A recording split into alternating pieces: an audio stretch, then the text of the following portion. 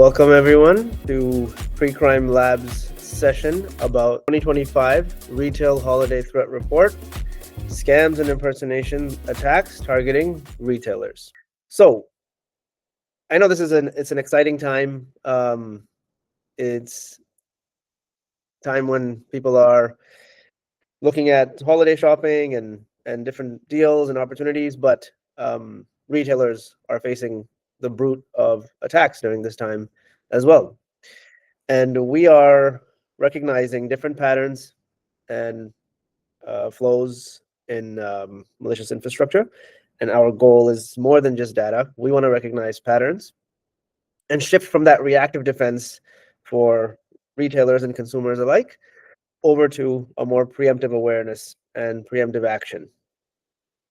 So as we know, this is peak harvest time. And we're trying our best to share this data at a time where it can be most useful for the audience. And we hope that you can connect the patterns and you can see what is in your environment and perhaps maybe in your inbox. Right. So I think this is a great way to put this, Abu. So when we have started pre-December. The window which we have chosen for our research was well between September to November, where it was just the start of different holidays. And you would be surprised, the audience would be surprised to see that we have tracked about 1,728 suspicious domain. The original number was much higher, but just under 2 months, just before the December rush, just before the major holidays began, we saw this alarming trends that have come. And what a great timing to notice this, right?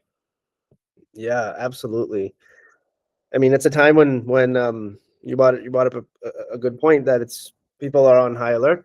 And it's not even limited to the Western shopping calendars anymore, as you mentioned. There's no one's waiting for Christmas. It's like the attacks are peaking at the right time for us because we're able to catch and disrupt stuff. For the attackers, it's bad, but for the defenders, it gives us an opportunity to peel back some of those layers on the infrastructure. We have a section in the report which is the numbers at a glance. Now, this is particularly interesting because there was a significant increase in registrations that we looked at during this period of late 2025, particularly in October, November. October alone for this data set saw over 850 domain creations, and followed by November, which was just above 200, and September also was nearing that 200 mark. And what we learned is that the TLDs were something that was particularly interesting. Threat actors are relying on familiar TLDs, so they're continuing to use the .com. Obviously, it's a TLD that everybody's familiar with. So we're looking at near 35% of our findings were on .com. But then we also, and this is something we see consistently with retail and shopping campaigns, is the use of the .shop TLD. And it really gains them instant credibility, even though the TLD itself, based on what we see during these campaigns, is not the highest confidence. And attackers, particularly for retail, like abusing this TLD. But it gives them instant credibility because as a victim, you see that, you think it's a premium and unique extension. So in the mind of the victim, it looks legitimate. And then we have bulk registration registrars, where we're looking at deals that registrants will look for on certain TLDs, like very unique TLDs, like .Christmas and .gifts. What are your thoughts on that, Rishika? The really interesting TLD distribution, which .shop is picking up as usual, but then they also continue to use .com, and if it works, then it works. I mean, as somebody who loves shopping, I would definitely be prompted to click on it. It's just the shopper's impulse that picks up at that point if you see a domain like that. And interestingly, I would love to bring up some numbers from our last year's report, which were covering holiday retail. So we saw that because this window was around September to November, Halloween threats have increased by 182% as compared to last report. And Black Friday saw a huge rise as well, up to 96%. Interestingly, last time we didn't see a TLD with .Black Friday, but this time there were URLs which were suspicious and malicious, and they ended with .Black Friday. I mean, given the number of deals, we have also seen legitimate websites which are aggregators of different deals together. But given a TLD like this, it would be very difficult to separate from what is real, what is just an aggregator, or what is a genuinely malicious domain, right? So definitely adds to the confusion with respect to this TLDs. Yeah, great point. And we talk about AI as you that we use in our defense, of course. Before AI, we rely on predictive AI signals to detect malicious domain patterns, but we also saw the use of AI from the attacker perspective here, and we can see that very clearly in some of the DGA domains that were spun up.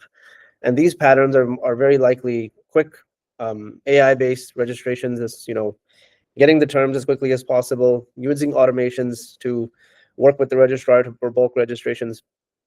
And with the DGA, you can rapidly and pragmatically create thousands of domains across the same vertical. So 2025 sale, 2025 clearance, we saw a lot of that where you see the similar trend, but only a slight difference. And in fact, close to 8% of all of the domains we analyzed during this period were DGA domains. Yeah. So that's a And strong signal of automated infrastructure.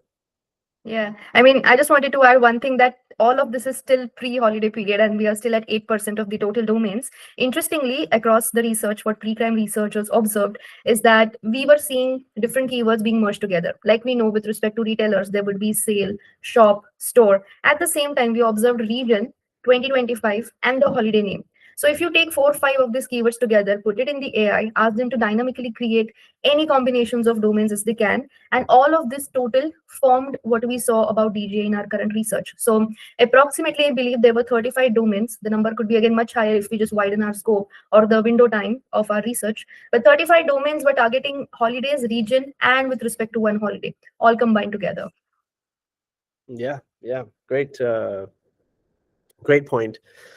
So let's move on to some of the lures, because I think this is an area where a lot of the audience can relate, because when you talk about lures, shopping, there's emotional triggers, like you mentioned. It's a time where people are emotionally charged, but also financially, it's a time where people are okay to spend a little bit more money without thinking about it. Yeah. So what are some of those emotional triggers that we can see in this report? I So think some first of and foremost, yeah, go um, ahead. Go ahead. okay. I think first and foremost would be the luxury items for which people definitely expect discounts around festival periods and holidays. So major platforms that we have observed were targeted were Amazon and Flipkart, but they were just not the ones. Again, one more interesting thing here is they have not provided the deals which actually seem fishy or which seem to be too good to be true. As in, they would not advertise something very expensive for let's say just $1, right? They have provided reasonable rates, which makes it even more believable, but at the same time it's phishing, right? So our criteria in this case as researchers needs to be adjusted, that even if it's not too good to be true, even if it does not fit the traditional phishing indicators, we have to now widen our scope with respect to how we categorize something as phishing or a confirmed threat or not. Yeah, absolutely. I think that's very interesting that they're using deals that appear to be more legitimate Yes, than yes, usual. right. Yeah, so another area was data theft. So generic phishing sites, like your usual sites, employing basic tactics. But we're seeing social media credential harvesting during our analysis as well, and themed scams for the holidays. And like for Halloween, we see zombie festival travel portals, and it's a really good mix of travel related phishing and holiday related phishing, which we thought was unique, because normally during this time it's more holiday and Christmas related, but this was quite interesting that we have a Halloween based lure as well. Um, So can oh we say it like this, that we can say it like this, that they are also after all holiday spending and also after all holiday planning. And I think these are some subtle signs where we can see from now there could be a possible rise in travel related threats, because holiday is something where people will not just buy for themselves, but they again plan how they would want to spend their holiday. So this was an interesting thing that we have observed. yeah, that is quite interesting that they're trying to fit into that flow that naturally we go through during this time. So question for you, Rishika. As we can see, based on our findings and everything we've talked about, it doesn't feel like these lures are specifically crafted for email anymore. Where is the audience, at the consumer level, more likely to encounter these threats outside their inbox? What are some areas that we might find this? Yeah. I mean, very interestingly, even as a shopper, if I say it from a threat actor's perspective, they would likely want to be where people can recognize their campaigns, or other people can spot their infrastructure within seconds, or where they could reach large amount of people. So I think now there is some sort of major evolution happening in how the threats are reaching to the people or the victims. What we saw was an implementation of paid ads. So when we were investigating different ads library across Google or any other social media, we saw that there were domains that were initially parked but actively promoted as well. So there were threat actors who were paying for the placement so that these domains would rank up in the search engine, and it would lead to manipulation of search engine in the first place, and secondly, giving them false authority over genuine domains. So people normally, what they do is that they'll click on first three links that appear. They would not wait to go to page 10 or page 11, whatever is the search about. So I think paid ads is something that we have seen rising, and it's not novel, obviously, but then there was a significant number of threats that we have seen around this. Yeah, great. This is that's extremely interesting. I think messaging platforms is another area where attackers are increasingly leveraging lures. Like Telegram and WhatsApp are huge. WhatsApp is being used for attacks at the enterprise level as well, and it's just a medium that has started to get heavily weaponized, whether it's for the consumer or whether it's for the enterprise.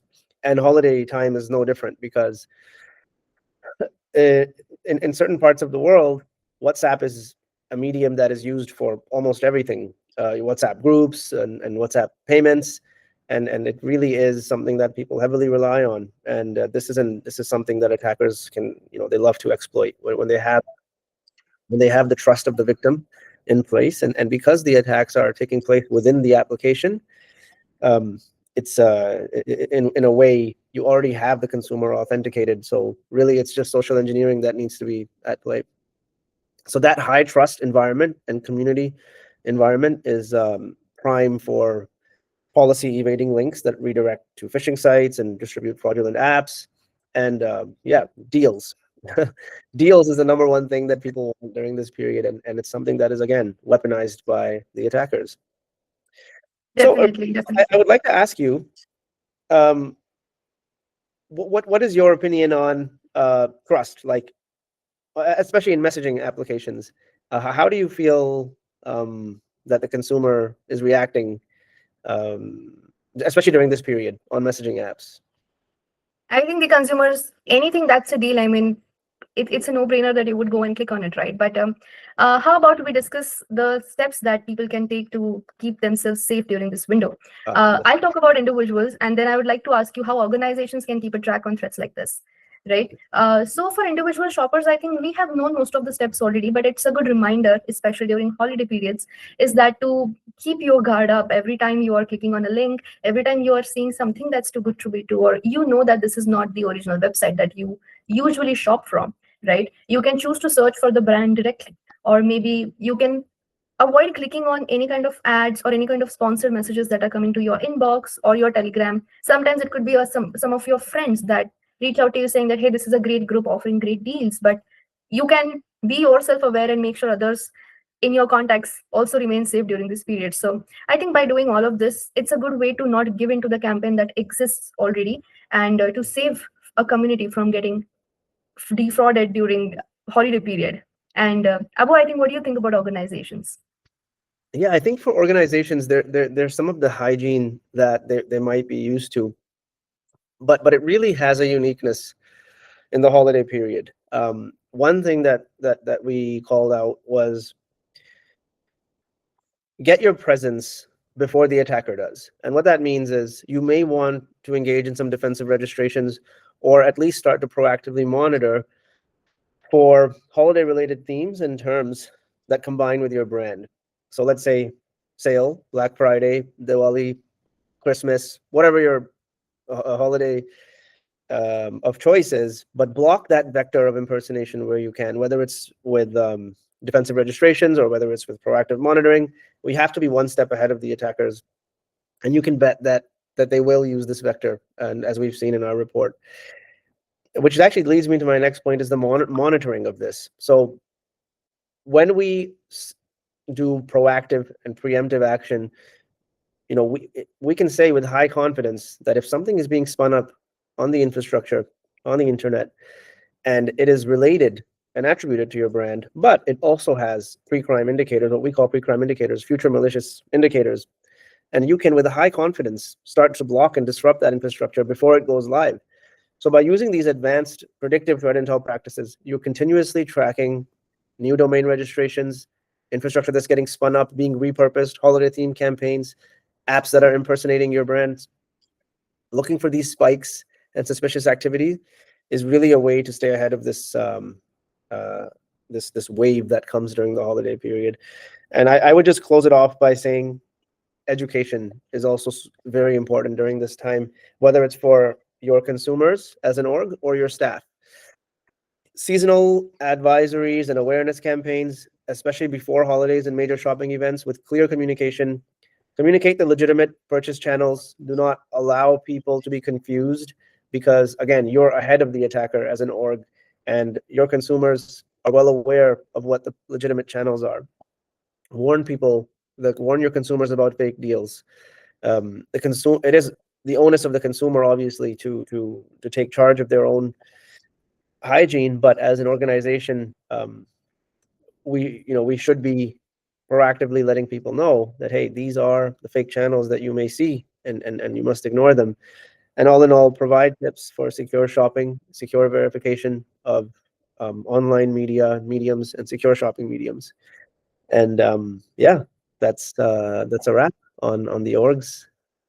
Incredible insight. I mean, this is amazing what I've heard, definitely. And I think I definitely believe that this discussion has given our audience and the organizations that are hearing this the clarity that they need to stay safe during this holiday season. So that's incredible, Abu. Thank you. Thank you very much. Thanks to you, Rishika, as well. I think the consumers and the readers of our report can rest easy, knowing that they are better armed than they were before listening to this webinar. Definitely. All right, then that's a wrap, and we'll see you in the next webinar. Thank you.